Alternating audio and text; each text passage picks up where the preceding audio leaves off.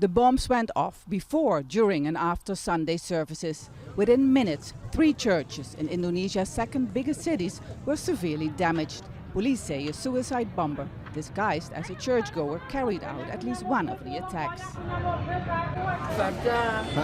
They were about to celebrate Mass. My husband was opening doors and welcoming people. He was badly injured and is in surgery. The streets around the churches were cordoned off and evacuations ordered.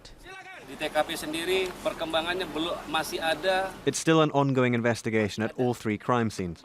We are working on recovering bodies and identifying them.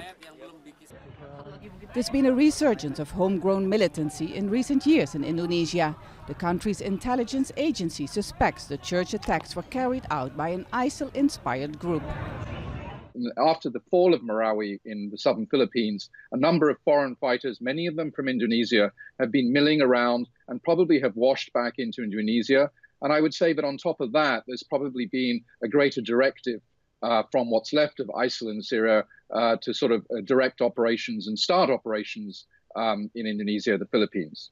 Surabaya is on its highest alert after the attacks on Sunday morning. The 3 attacks at 3 different churches are a strong reminder to Indonesia that despite its 15-year-long fight against armed groups, the threats still remain.